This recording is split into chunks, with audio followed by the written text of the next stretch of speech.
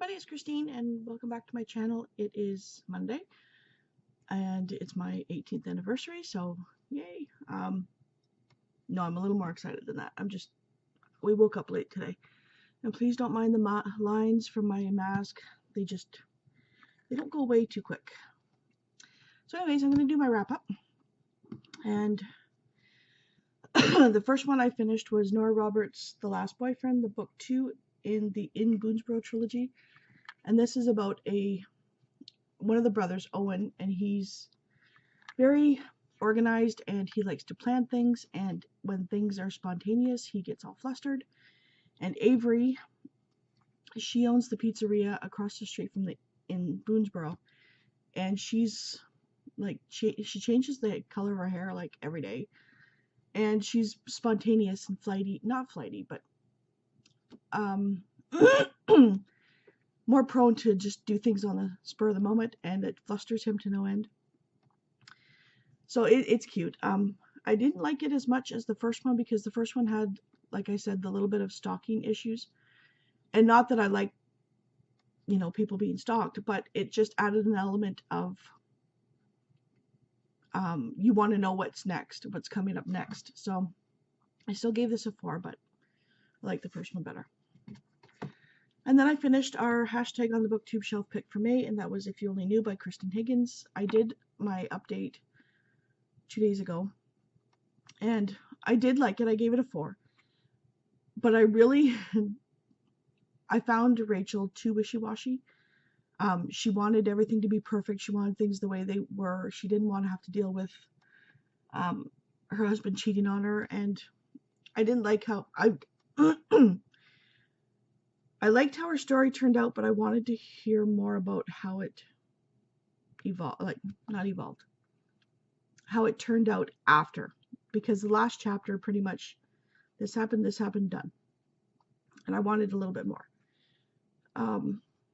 Jenny's, I like the way Jenny's ended. I was shocked by the reveal of what Leo was hiding. And yeah, so I'll let the other girls do their updates. I'm not going to say much more about it, but I did like the writing. It was a quick, easy read, and it flew by really quickly. So that's all I finished. Currently reading, of course, we are still reading, and we will be forever reading Goblet of Fire. I'm not looking forward to Order of the Phoenix because that's even longer. But I get about 1% a day, maybe 2, because it is such small writing that the chapters don't go as fast as, It takes me about a half an hour to read 10 pages. So, but he asks questions during it, and he also reads parts of it. Like there was one part last night where it was like a news report or an article, and he reads that.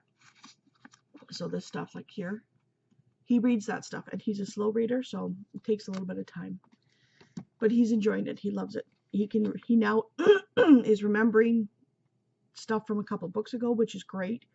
So he's now getting invested in the story to the point where he can understand stuff now. Usually he'll read stuff and then he'll forget it. This time he's actually remembering what happened 2 books before, so that's great. And then I will be finishing my Triple RC challenge for the month. I plotted out how many pages from each book I have to read per day, so it'll work. But I'm going to be finishing this one today. It's How to Get Over Your Ex by Nikki Logan. She proposes to her boyfriend online as this promotion for the radio station's having, and he denies her. He says no. So you come in as she's running away from the radio station, and the person that kind of helps her is the manager of the station, and she has no idea who he is until later. And they have to come up with a different plan, because she did sign a contract for a year because they were supposed to pay for everything, like the wedding and stuff like that. So she has to come up with a whole bunch of things to do because they want to follow her as in her heartbreak and how she's gonna get over her heartbreak. So it's kind of a little wishy-washy, but it's Harlequin. And then I'm reading My Lady Angel by Joanna Maitland. This one, it's an easy read, but they have too many people with the same name. They have Julian with an A, Julian with an E, and Julie. And then they have John Frederick, and it's just enough. Like, really? So, the one, it's about her. What is her name? Angel. And she is the Baroness with this title, and she's got the money. But because she's a female in the 1800s, they don't like it too much when a female has the title. They want, and she's got family that could get the title, just not the money. And this one guy who they thought had already died, comes forward and says, "Well, I'm the real heir." And then this other guy, Frederick, who goes by Max, he shows up because he has already been appointed the earldom. And there's like a contention between the two. I know I'm not explaining it great. It's just, it's hard to explain. It really is. So they go to a masked ball and things happen. But yeah, it's really hard to keep track of who is everybody, because the one Julian is the older uncle, and the son Pierre is really Julian. And they all thought he was dead. And then he had a sister whose name is Julie, and they thought they were all killed with Napoleon Bonaparte, And then John Frederick is her late husband, and this is her cousin Frederick, who goes by Max. It is a good story once you can finally tear apart the different people, but it's definitely not my best or my favorite. So yeah, like, there's two people vying for the same title. One that they thought was dead, one that has the title already, but needs money to actually go around society as the Earl. There you go. So yeah. And then, because I did switch out a couple of books, I'm also reading Eliza and Her Monsters by Francesca Zappia. And this is cute. It is cute. It's about a girl who's pretty much shy. She grew up with all these kids, and then she started to turn weird, and they pretty much ignore her, harass her, And she's got this online comic that nobody knows about except for two people online that know who her real persona is. And she's got all this merchandising stuff that she even keeps away from her parents, that her parents don't even know she's got this much money.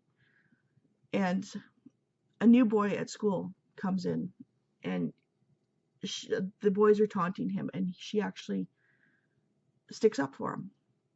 And then they find out that they really like the same thing. Well, she likes this Monstrous Sea comic, and he writes fanfic for it. And then she finds out who his real persona is online, and she's shocked, but he still doesn't know who she is. So it's cute. It really is cute. The graphics, even though they're chalk, they're really good.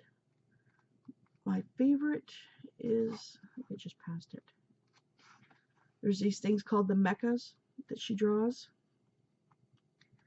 and I thought it was really, really good.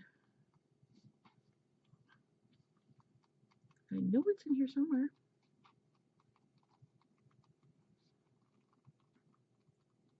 There it is. It's just, I love it. So yeah, this is really cute, and it goes by very quickly, just like Illuminae that just fly through it. So that will complete my Triple RC challenge for May, and if I have time, I'll probably pick up The Cat Who Turned On and Off by Lilia Jackson Braun. These go by very quickly because they're cozy mysteries. And I think this is the third book in the, third book in the series about a cat who solves mysteries. So that is my week. I will be I have to go to the library tomorrow and pick up the books for my June Triple RC challenge. Two of them I won't get because they're not even due until the middle of the month from somebody else. And I can't believe it's June already. My daughter finishes grade 9 this year. My son finishes grade 5. So what can you do? So I hope everybody has an awesome week, and I will see you later. Bye.